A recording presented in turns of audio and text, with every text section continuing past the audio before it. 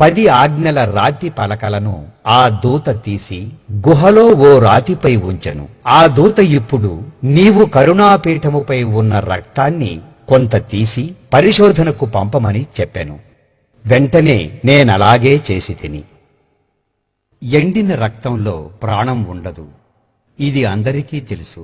ఐగుప్తు ఫరో మమ్మీల రక్తం ద్వారా కొన్ని విషయాలు తెలుసుకోవచ్చు, కానీ క్రోమోజోములు లెక్కలు మాత్రం ఎవ్వరూ వేయలేరు. దీని గురించి నాకు బాగా తెలుసు. కొత్త విషయాలు అనేకం వస్తూ ఉంటాయి. నాకు అన్నీ తెలుసు అని నేను అనను. అయితే ఒకటి నేను చెప్పగలను. ఏమి చేసినప్పటికీ క్రోమోజోము లెక్కలు మాత్రం చచ్చిన రక్తములో తెలుసుకోలేరు. DNA లాగా ఇంకా కొన్ని విషయాలు తెలుసుకోవచ్చు, కానీ క్రోమోజోము లెక్కలు మాత్రం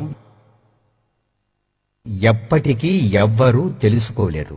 ఏ రక్తములోనైనా తెల్ల కణాలు ఉంటేనే అది సజీవ రక్తమని తెలుస్తుంది.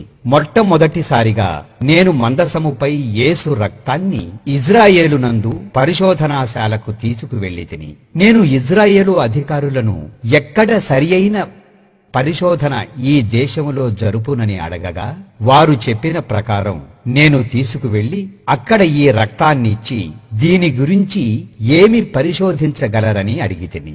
వారు దానిని 72 గంటలు సెలైన్లో పెట్టి శరీర ఉష్ణోగ్రతలో తిప్పిరి. దానికి నేను ఒప్పుకుంటిని.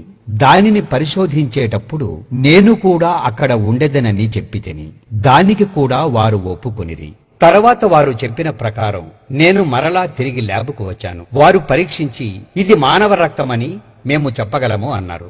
నేను వారితో తెల్ల కణములు తీసి వాటిని 48 గంటలు శరీర ఉష్ణోగ్రతతో పెట్టి వాటి పెరుగుదల బట్టి చెప్పమన్నాను. ఇది చచ్చిన రక్తం కనుక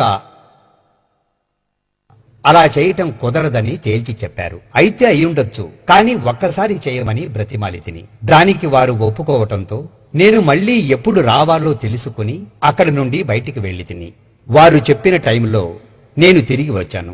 ఆ రక్తాన్ని మైక్రోస్కోపులో చూసిన వ్యక్తి ఆశ్చర్యపోయి వేరొకరిని పిలిచి ఇద్దరూ కలిసి ల్యాబ్ అధికారికి చూపించి వారిలో వారు మాట్లాడుకుని, రాణియాట్ గారు, ఇందులో 24 క్రోమోజోమ్స్ ఉన్నాయన్నారు. ప్రతి వారిలో 46 ఉంటాయి. ఇందు 23 తల్లివి, 23 తండ్రివి. అందులో 22 ఆటోజోమ్స్ తల్లివి, 22 ఆటోజోమ్స్ తండ్రివి లేనప్పుడు తల్లి నుంచి X ఏర్పడుతుంది. తండ్రి నుండి X లేక Yని పొందుకుని ఆడగానో మగగానో రూపుదిద్దుకుంటారు. యేసుక్రీస్తు పరిశుద్ధ రక్తములో మాత్రం 23 క్రోమోజోమ్స్ తన తల్లి అయిన మరియవి, వాటితో పాటు ఒకే ఒక Y క్రోమోజోమ్ కూడా ఉంది. ఒకవేళ తల్లి నుండి ఆటోజోమ్స్ లేకపోతే బిడ్డ రూపొందదు. అన్ని అవయవ భాగములు తల్లి ఆటోజోమ్స్ మీద ఆధారపడి ఉంటాయి. Y అన్న క్రోమోజోమ్స్ మగని నిర్ధారిస్తుంది. ఇక్కడ 22 పురుష క్రోమోజోమ్స్ లేనందున పరిశుద్ధాత్మ శక్తి వలన Y క్రోమోజోమ్ ద్వారా ఈ రక్తం రూపింపబడినని ల్యాబ్ పరిశోధనలో తేలింది. అప్పుడు ల్యాబ్ వారు, ఇంతకీ ఈ రక్తం ఎవరిది? ఇప్పటికీ ఈ రక్తం ఇంకా సజీవంగానే బ్రతికి ఉన్నది అని ఆశ్చర్యంగా అడిగారు. ప్రతి పాపి కోసం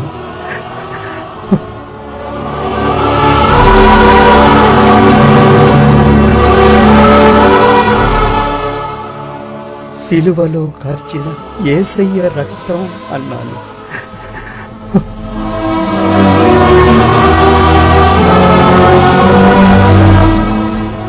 ప్రియులారా, ఆ రక్తాన్ని పరీక్షించిన వారు అక్కడికక్కడే రక్షణ పొందారు.